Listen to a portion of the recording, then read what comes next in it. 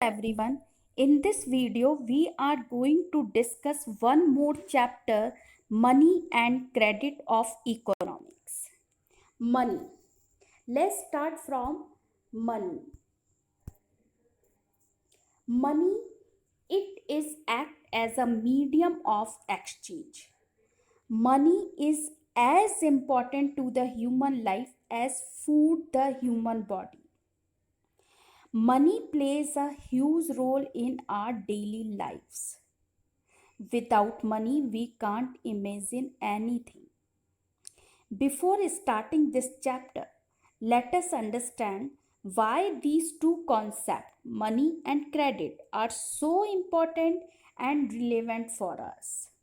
What is the one thing that you can help you meet all the needs? Of course, money. If you have money in your pocket, you can buy all things from the market, such as luxury car, the house, insurance, etc. Money can buy all the things good and services. But student, do you know?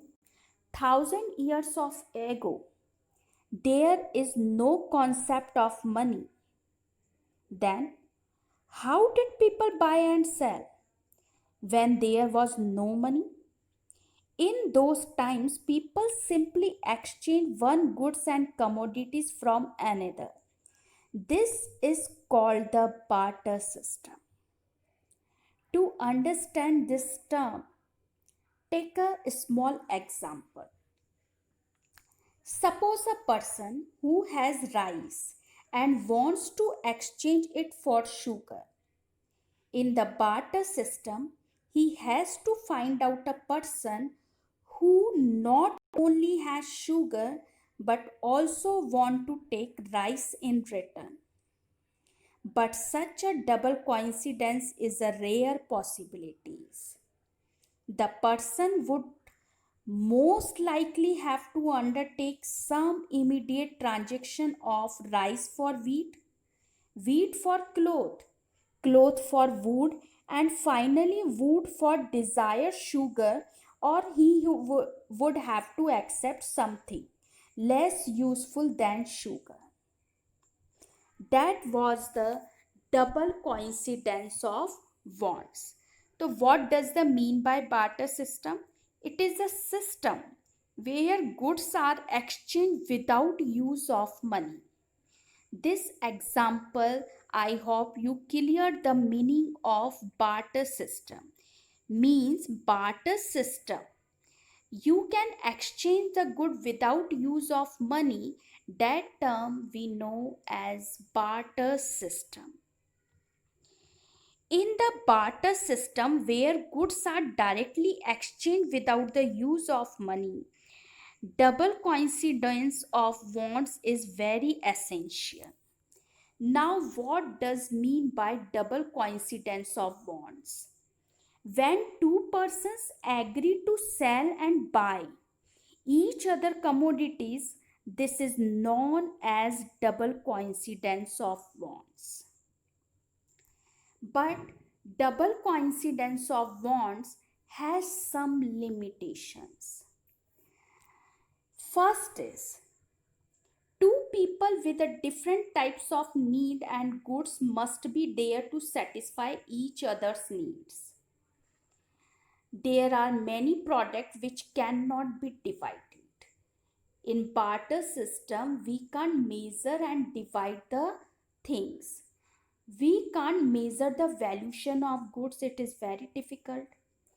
Barter system is a very time consuming process. So these were the limitations of barter system in earlier age. That's why we invent the money. Here is the early forms of money. Thus, these were the kettles, coins, copper coins, etc. Before the introduction of coins, a variety of objects were used as a money. For example, in the very early age in India, We use grains, cattle, leather, metal, etc. as money.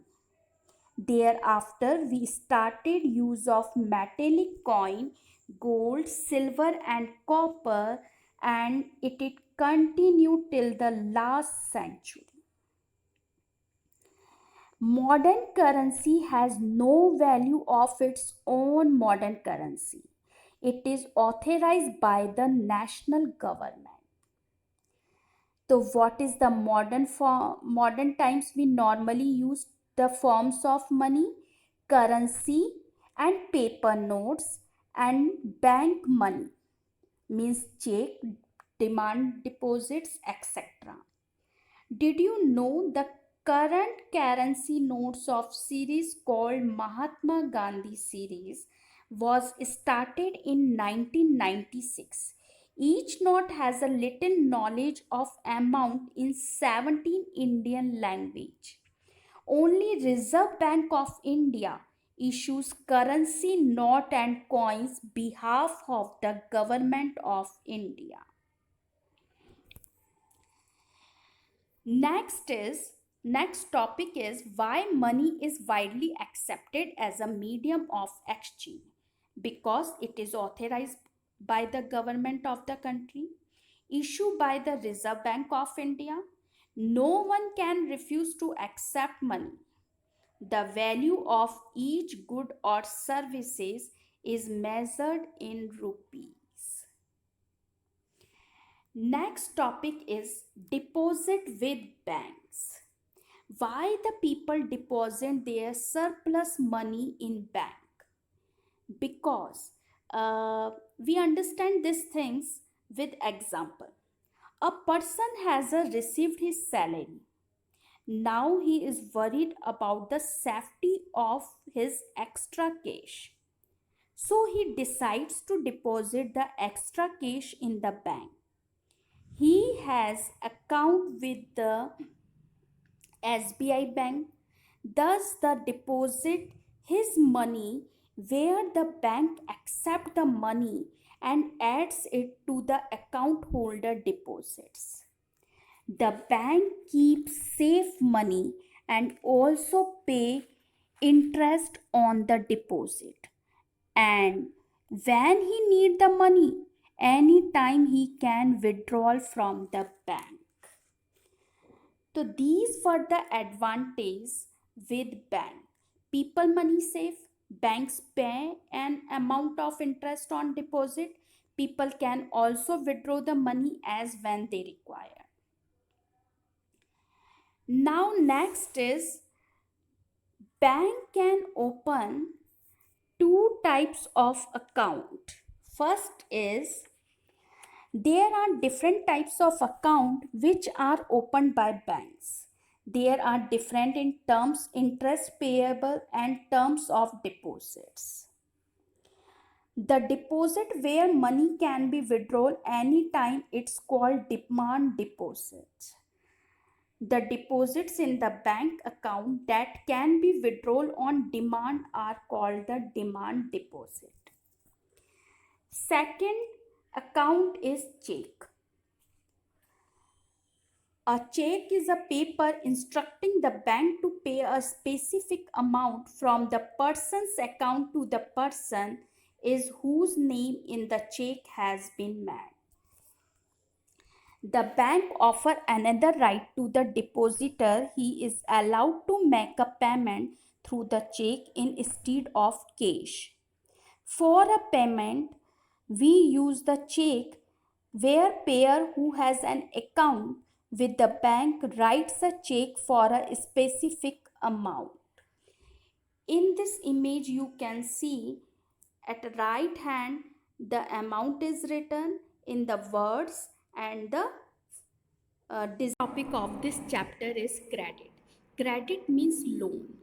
It refers to an agreement in which a lender supplies the borrower with money, goods, or services in return for the promise of future payment. That means loan. Credit means loan. This is the general definition of loan. Loan means if the person comes to me and ask money.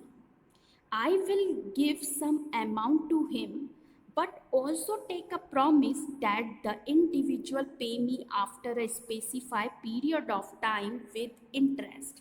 Definitely, I want my money back, but with something more. So that was credit. Credit has some terms. The terms of credit are collateral, documentation, and mode of repayment, rate of interest. Loans may be guarantee or security or without security. Mostly lenders demand collateral means security against loan. Collateral is an asset that the borrower owns, such as land, building, vehicles, and uses it as a guarantee to a lender. The collateral, rate of interest, documentation requirement, mode of payment, penalties together terms of credit. The terms of agreement varies substantially from borrower to borrower. Documentation requirement include date of birth, proof, ration card, identity card, pay slip, photograph, etc. These were the terms of credit. Rural areas, why do people require loans? In rural areas, main demand for credit is for crop production. Crop production involves considerable cost of seeds, fertilizers, pesticides, etc. So farmers usually take crop loans at the beginning of the season and repay the loan after harvest. The various types of loans can be divided into two categories: formal sector and informal sector loans. Formal sector includes loans from banks and cooperatives. The informal sector lenders include money lenders, traders, employees, relatives, and friends. The supervision of formal source of credit is necessary. It is observed by RBI to ensure that credit reaches all the segment of the society. To ensure that banks maintain the required cash of reserve with themselves. Definitely, they monitor the interest rate and types of loan given by the banks. On the other hand, there is no organization which supervises the credit activity of lender in the informal sector. They can lend at whatever interest rate they decide. They charge a high interest rate on loan given. It means a larger part of the earning of the borrower goes to the repayment of loan. In certain cases, the amount to be repaid is greater than to income of the borrower. This could lead to be debt trap. Next is have a look difference between the formal sector and informal sector. Formal sector, it supervises the Reserve Bank of India. The interest rate of loan is low. It is provided by banks and cooperatives. Most of the rich people get formal sector credit. On the other hand, informal sector, there is no organization to control the informal source of credit. We found the interest rate is very high. It is provided by money lenders, traders, employer, relatives, and friends. Most of the poor people get loan from this source. I hope you all enjoy this chapter and it is clear to you all. In next topic, we will see the some more question answer related from this chapter.